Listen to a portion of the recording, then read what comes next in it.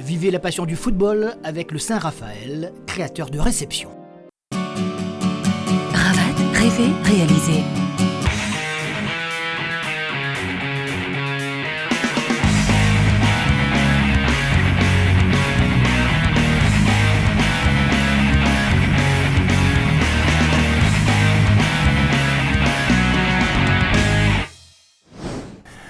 Bonsoir, nous sommes très heureux de vous retrouver pour vous parler de football local consacré au 7e tour de la Coupe de France dans un week-end très particulier à la suite des événements tragiques qui sont survenus vendredi soir à Paris. Nous avons une pensée émue pour les familles de nombreuses victimes. Des événements qui ont un peu influé quand même sur le football puisque les 7e tours de la Coupe de France ne s'est pas déroulé totalement comme prévu. Match de l'Excelsior que l'on va voir tout de suite, eh bien, s'est déroulé finalement au stade de l'Est Jean-Yves Oula, je vous le disais, dans des conditions très particulières. C'était face à l'Est Poissy. Voici donc l'exploit de cette équipe de l'Excelsior qui s'est qualifiée pour le tour suivant face aux Parisiens. C'est au stade de l'Est Jean-Yves Oula. Un stade qui peut contenir habituellement entre 8 à 10 000 spectateurs, dépourvu totalement de public.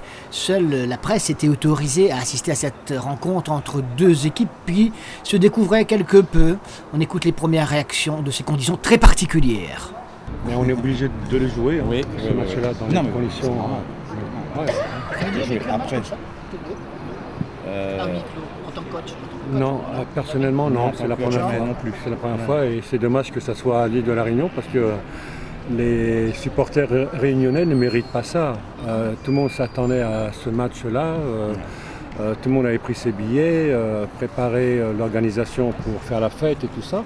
Et malheureusement, ce qui s'est passé à Paris, ça a totalement désabusé tous les supporters de l'île de la Réunion. Voilà. Quel est le discours que vous avez tenu alors, avant que l'on voit à vos joueurs? Déjà, le discours que je leur ai tenu, c'est qu'on a eu la chance de venir à l'île de la Réunion, jouer contre Excelsior. Humainement, ça a été une semaine positive. Maintenant, sportivement, si on se qualifie, ça sera aussi une belle satisfaction. Voilà, parce qu'on n'est pas venu aussi avec l'appareil photo, on est venu aussi pour gagner, comme mon ami Mahmoud, c'est pareil. Donc voilà. Mais bon, que le meilleur gagne, parce que voilà, en sport c'est ça, que le meilleur gagne et voilà. Bernard, l'absence du public, c'est un handicap ou pas? Tu l'avais prévu dans tes plans? Non, c'est un handicap pour nous et même pour Nordine. Je pense que ça aurait été agréable de jouer devant le public réunionnais. C'est quand même pour nous le match de l'année et de le voir dans ces conditions, des tribunes vides. Non, c'est dommage. Franchement, c'est dommage. En plus, les supporters réunionnais doivent être peinés. Nous aussi, parce qu'on aurait aimé jouer devant eux. On n'a pas souvent l'occasion de jouer devant un gros public ici. Donc, on sait que ces matchs-là, voilà, pour nous, c'est un petit peu le match de l'année. Donc, c'est bien. En plus, on reçoit une belle équipe, vraiment une très belle équipe. Donc, ça aurait été aussi bien que le public voit jouer cette équipe de Poissy. Donc, voilà. On fait avec, mais c'est vrai que c'est pas évident. Paris s'est qualifié hier. Ouais, c'est bien. Vous avez une idée? Ouais, c'est bien. Bon, après, je pense quand même que Poissy, c'est 2 étages au-dessus, parce que l'année prochaine, il va être en national. Donc voilà, mais je suis content pour Sainte-Marie. Ils ont bien représenté à La Réunion. Ils ont fait en plus, j'ai regardé le match, une très belle deuxième mi-temps. Moi aussi, j'ai regardé. Super. C'est mérité. mérité De gagner. c'est mérité. C'est vraiment une belle mi-temps.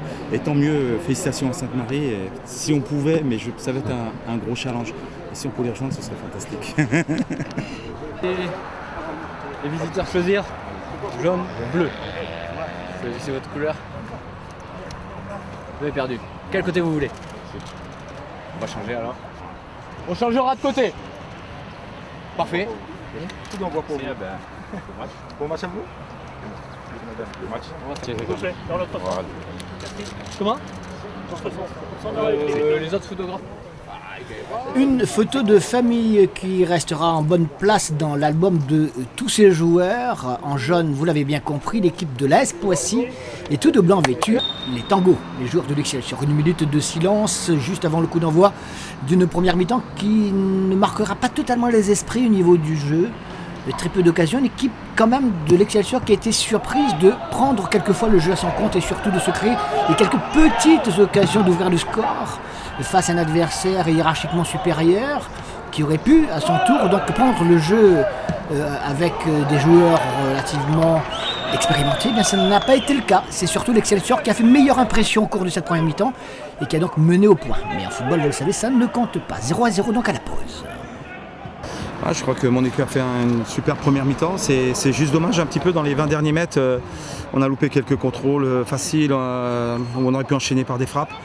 Donc c'est vraiment dommage parce que tous les efforts ont été faits. Je pense qu'on fait vraiment une grosse mi-temps parce que je pensais vraiment qu'on allait avoir des gros problèmes pour cette mi-temps. Et c'est nous qui avons causé les problèmes à l'adversaire. Bon, maintenant il ne faut pas se relâcher. Il reste encore 45 minutes. Mais bon, il y a un coup à faire. Il faut que les gars continuent de jouer de la même manière. C'est mitigé. Ouais. C'est mitigé, c'est deux équipes qui se volent, mais il faut quand même reconnaître que l'Excelsior a la possession du ballon. Malheureusement, comme pour Poissy, au niveau des attaquants, il manque l'étincelle. Disons qu'au point, l'Excelsior mène, mais au score, c'est toujours 0-0. C'est dommage. Ah oui, exactement.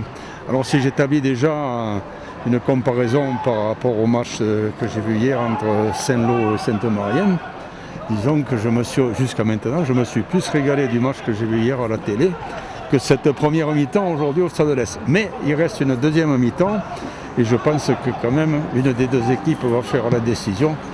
Et normalement, ça devrait être l'Excelsior.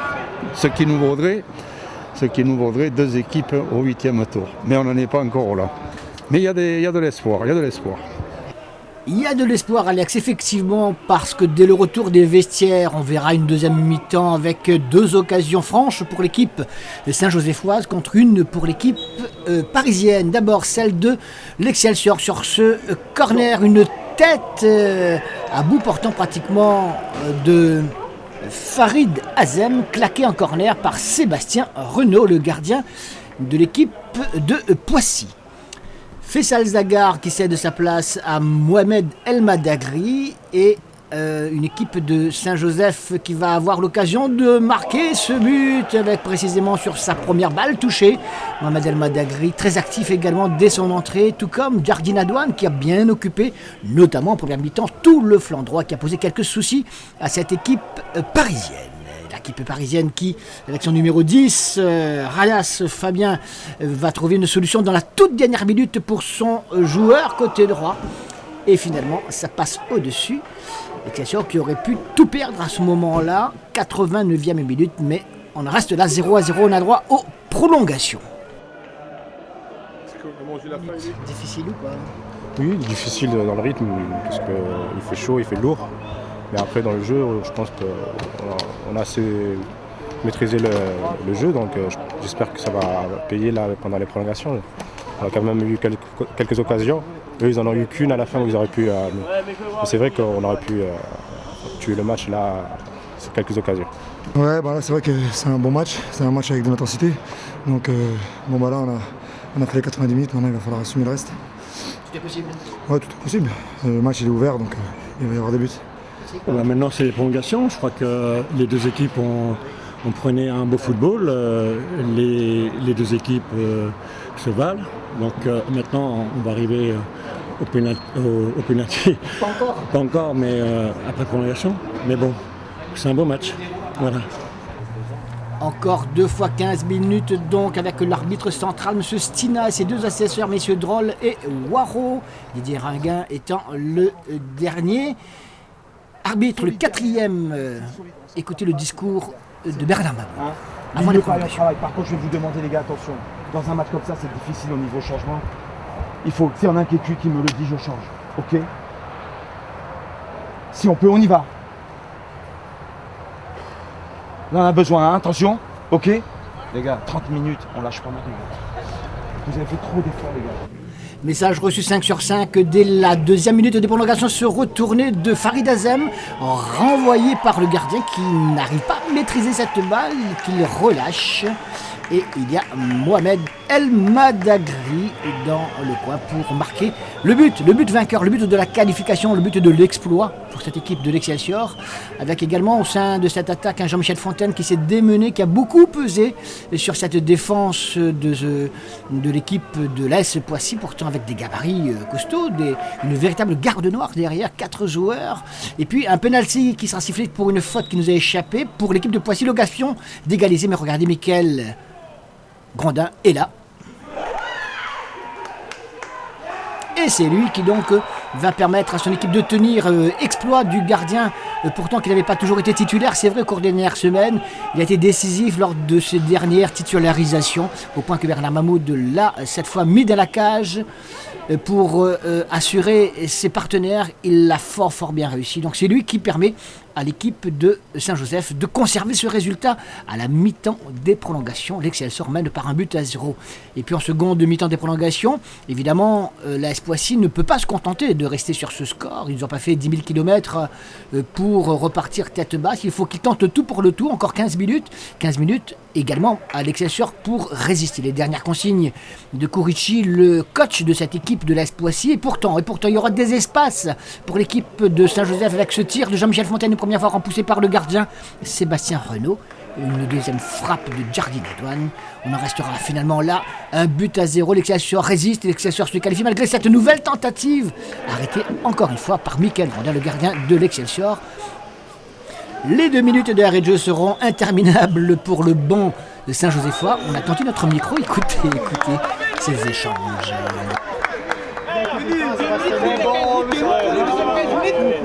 Il est bon là. C'est fini. C'est vous. Les gars, c'est fini les gars. Jette le ballon. Les deux, ça fait longtemps qu'on est dans les deux. Encore 5 minutes là, Bernard, 5 minutes. 5 maintenant, c'est 5 maintenant, putain. C'est trop.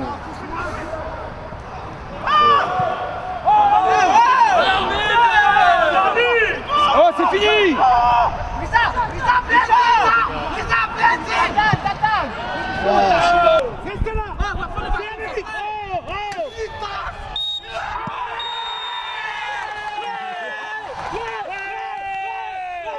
Ouais, ça se finit bien.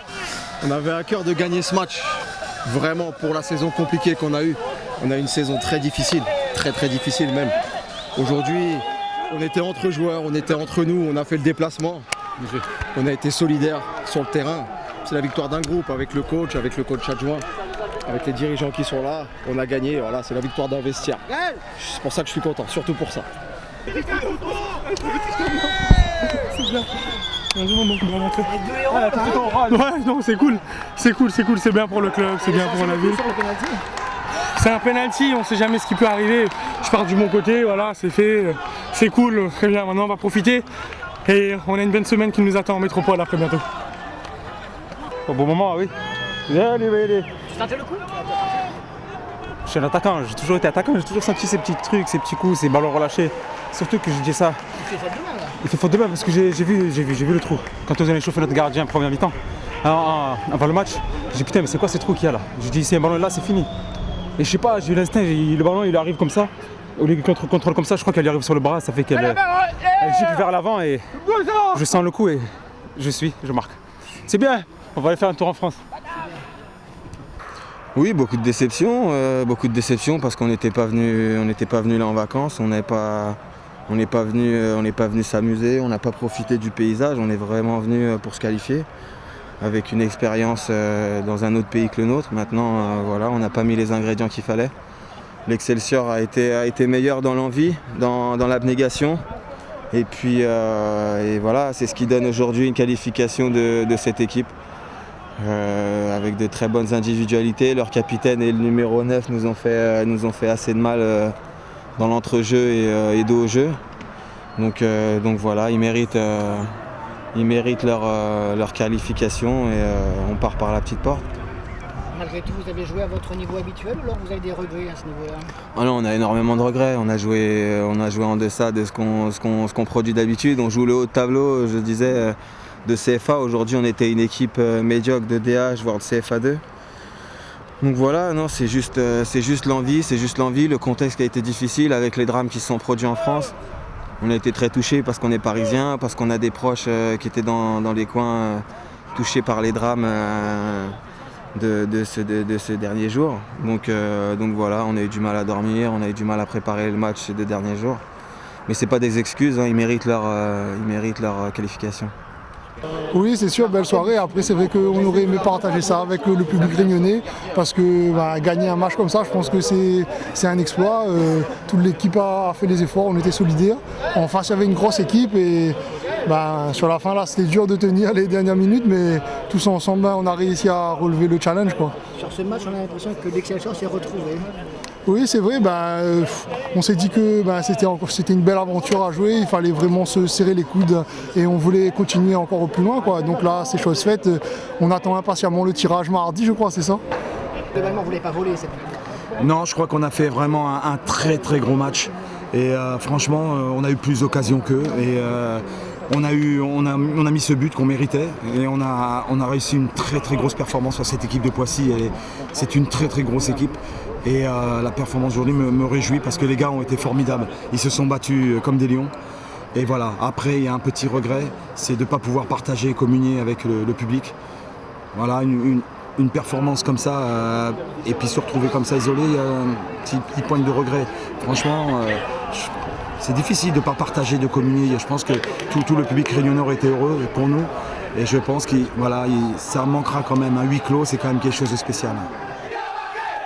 Mickaël Grondin en chef des vestiaires. Allez, on termine sur ce retour 48 heures avant où à Saint-Joseph, l'équipe réunionnaise avait accueilli une petite délégation de l'équipe de Poissy avec le représentant de la Fédé également. On revient sur ces moments sympathiques. Et puis le football sortira vainqueur de l'épreuve. C'était vendredi soir à l'occasion d'une réception organisée par la ville de Saint-Joseph, l'OMS et l'Excelsior a l'intention d'une petite délégation de l'AS Poissy, un échange d'un repas bien créole et puis quelques souvenirs également, quelques cadeaux. Donc l'occasion de voir que l'amitié à travers le football, c'est bien une chose qui existe. Tout cela, c'était 48 heures avant la confrontation directe entre les deux équipes que l'on vient de voir. Mais je vous le disais, histoire de se remémorer et garder en souvenir ces images, on vous les repropose à nouveau. Écoutez et regardez. Vous connaissez la case, maintenant c'est la case à Eva, donc... Quoi que vu mes concurrents, si on prend les ventes, je suis encore bon. Alexandre, je te donne mon adresse mail, tu m'envoies ça. Oui. Ben moi, c'est... Pas de souci. Il faut me prendre à partir de 1940. C'est quoi le menu ce soir? Alors, j'ai concocté avec le chef un punch maison, un gratin de chouchou et une petite mêlée de curry de poulet et rougail saucisse pour faire goûter les deux et une salade de fruits frais avec une glace mangue en dessert. Cette invitation a été prévue par le club de l'Excelsior?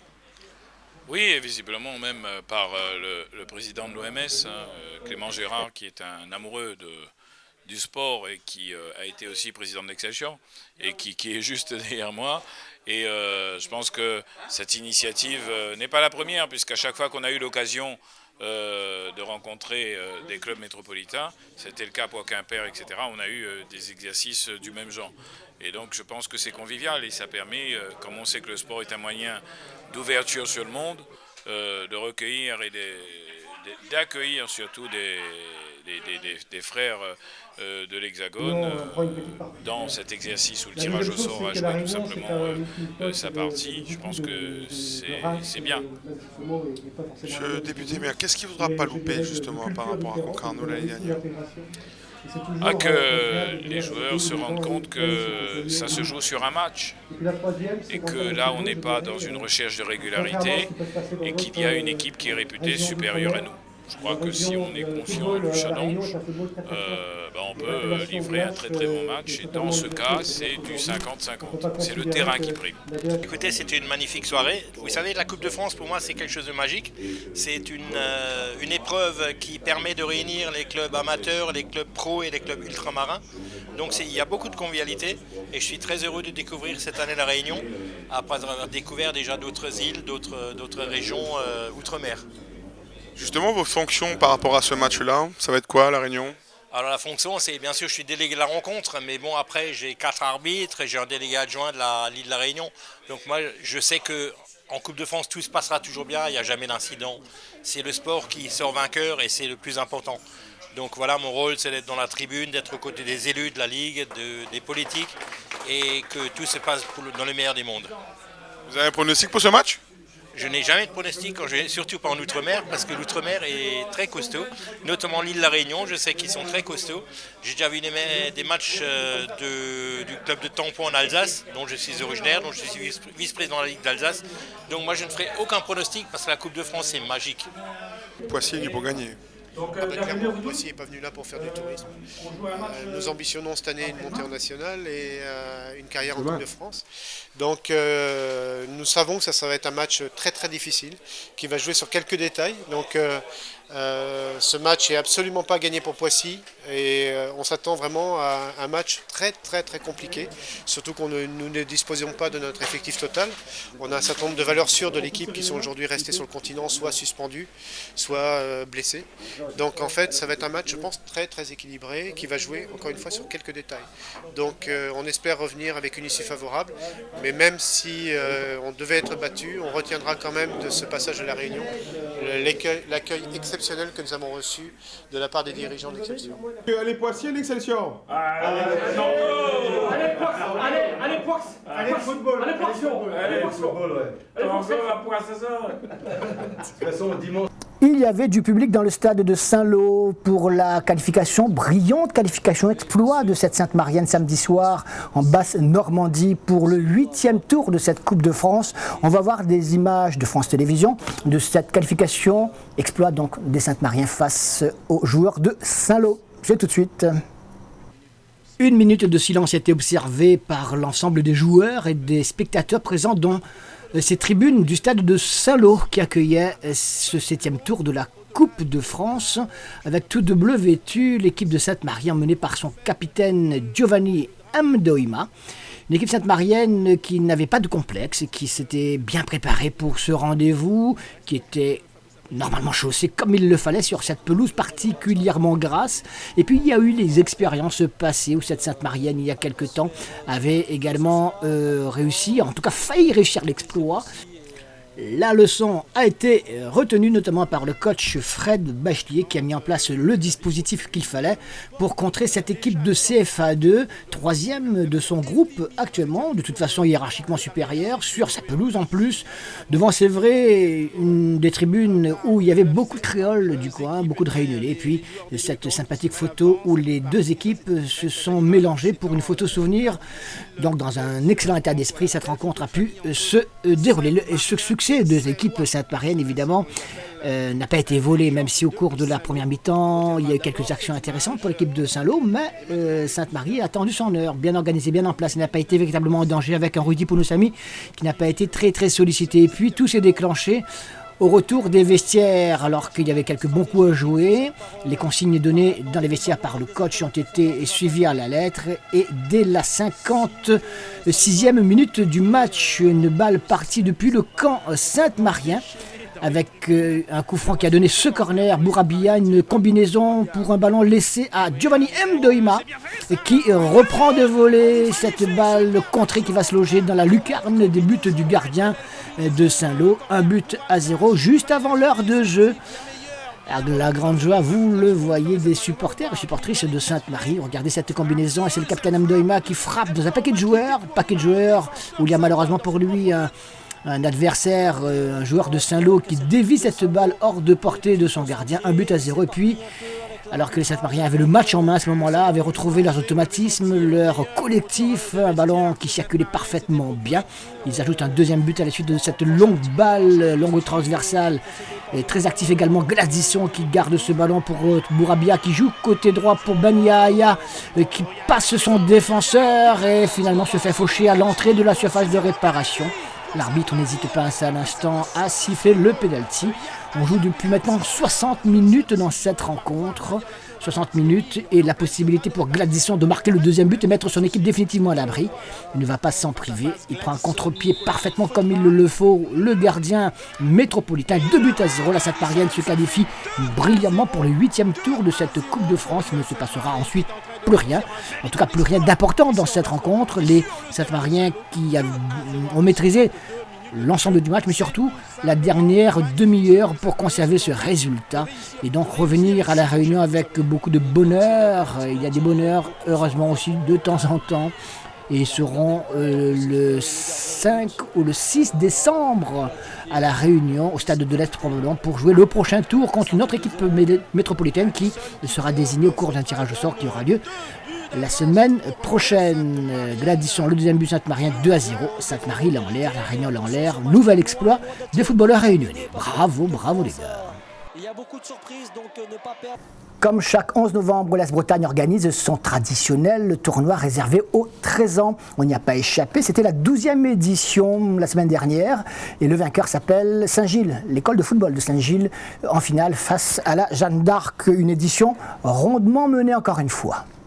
Ce matin, on a reçu nos 20 équipes, 10 au stade de la Bretagne et 10 au stade de Domingo, avec les phases de poule ce matin, de 8h à midi, pour démarrer cet après-midi à partir de 13h30, la phase finale et la phase consolante. Donc tout se déroule correctement, les équipes ont bien déjeuné ce midi, la journée se passe correctement, c'est impeccable et on espère terminer pas trop tard. Vous avez eu un beau temps ? Un temps magnifique, justement, pas trop de soleil pour que les équipes puissent pratiquer le meilleur football. Missionné par la nouvelle commission de la Ligue ou juste parent accompagnateur pour cette journée d'arbitrage ? Oui, ben on va dire commissionné par la Ligue et surtout dans le cadre du club de la Bretagne dont je couvre en tant qu'arbitre. Donc c'est avec un bénévolat, avec un grand plaisir que vient consacrer un petit peu de temps aux jeunes plein de talent cet après-midi. Vous êtes à peu près à combien aujourd'hui? Parce que je vois qu'il y en a pas mal d'arbitres là. Oui, on est à 7. Ça fait déjà la 2e année et puis avec l'échange de Maurice, même s'il y a les autres tournois, comme vous voyez, on a toujours 20 équipes. Et parmi ces équipes, on en a quand même 7 clubs de D1 qui ont participé avec nous donc à ce trophée. Donc je pense que les autres années, c'est à venir. Merci. Donc j'en profiterai également pour remercier nos partenaires, car sans nos partenaires, on ne pourrait pas organiser ce tournoi. Parce qu'à savoir qu'aujourd'hui, c'est quand même 280 gamins qui sont avec nous. Donc j'en voudrais remercier Aya Mauritius, la mairie de Saint-Denis, l'OMS, Pizzeria Tropical et les autres que j'oublie. Mais en tout cas, sans eux, on ne pourrait pas arriver à organiser cela. J'en profiterai également juste pour remercier toutes les familles d'accueil, puisque à savoir pour l'équipe mauricienne, on en a 24 gamins qui sont logés en famille d'accueil.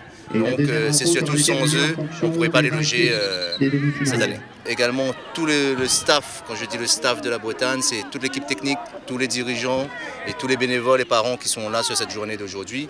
Car comme je vous disais, 280 personnes, enfants à gérer aujourd'hui, sans eux cela n'aurait pas été possible. Là on arrive un peu à l'apogée de cette journée où on va assister à une finale, je pense assez disputée entre Saint-Gilles et la deuxième équipe qui est la Jeanne d'Arc. Jeanne d'Arc qui a déjà gagné l'édition il y a 2 ans. L'année dernière était gagnée par le Saint-Denis FC. Peut-être le seul regret que nous avons aujourd'hui, c'est que le Saint-Denis FC, qui était un peu en stand-by depuis 4-5 ans avec son tournoi, a décidé de mettre à la même date, le même jour, le tournoi, également avec des équipes sur leur plateau. Donc ça, je le regrette un petit peu. Justement par rapport aux invités que vous avez fait ? Non, on a perdu très peu de monde puisque les équipes qui ont déjà assisté aux éditions précédentes sont revenues cette année et on arrive à les fidéliser. Pourquoi ? Parce que le tournoi a une aura assez importante et donc nous on n'a pas de problème. On avait la Jeanne d'Arc, l'Excelsior, on avait la Saint-Pauloise, on avait 2 équipes du Côte-Terre-Sainte, Sainte-Suzanne, Léopard.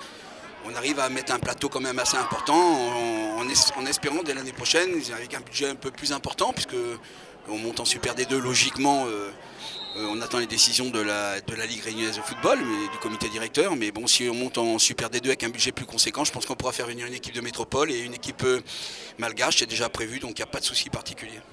Oui, mais ça, c'est à partir d'un long échange qu'on fait avec la Bretagne depuis plus d'une vingtaine d'années déjà. Et que les Réunionnais étaient venus chez nous au mois d'août. On les avait accueillis au mois d'août pour le trophée international mauricien. Et là, c'est à notre tour de venir et c'est à eux de nous recevoir. Et je dis un grand merci déjà à toutes ces familles d'accueil du club de la Bretagne, à son président, M. Holman, surtout à mon ami de longue date, Sébastien Rapa, qui n'épargne aucun effort pour recevoir les Mauriciens et les mettre à l'aise durant ce séjour. Combien de temps vous restez ici? Mais là, nous restons jusqu'à vendredi. Mais à part le foot, on a aussi un bon planning, un programme bien étoffé, des sorties à gauche, à droite, dans les rivières, volcans, etc. L'excursion, et c'est vraiment formidable. Et pour ça, je remercie infiniment tout le staff de l'AS Bretagne. Ils accèdent en division supérieure cette année. Donc ça montre aussi que le vivier de jeunes est important et de qualité. Oui, je peux vous dire, moi-même en étant sur la Bretagne depuis quelques années en tant qu'élu, et aussi je fais aussi le suivi des clubs de Saint-Denis au niveau des clubs d'élite sur Saint-Denis. Et je peux dire aujourd'hui, le travail qui a été fait à la Bretagne, c'est quand même un des clubs de la ville où on voit une grosse structuration entre vie de club, vie de famille et aussi le côté loisir, le côté convivialité. Et on voit que cette réussite, c'est aussi une construction à travers de tout ce qu'il y a autour. Il n'y a pas seulement le foot. Et donc je dis un grand bravo. Et nous-mêmes au niveau Saint-Denis, on est fiers que cette équipe monte. Moi-même, pendant l'année, j'étais en étroite collaboration avec les dirigeants sur plusieurs réunions pour qu'on arrive à l'objectif fixé en début d'année, c'est-à-dire la montée. Et je dis bravo et félicitations à notre équipe de quartier, l'AS Bretagne.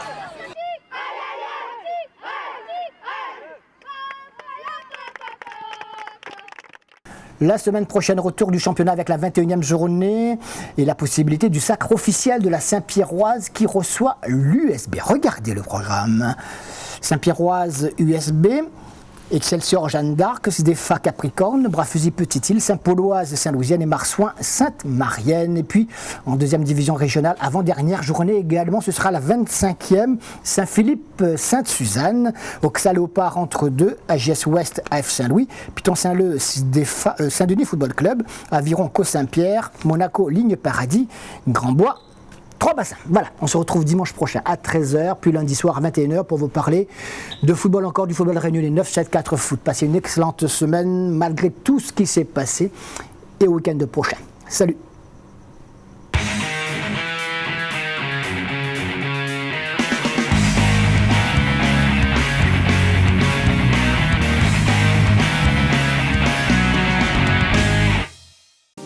Vivez la passion du football avec le Saint-Raphaël, créateur de réception. Ravat, rêver, réaliser.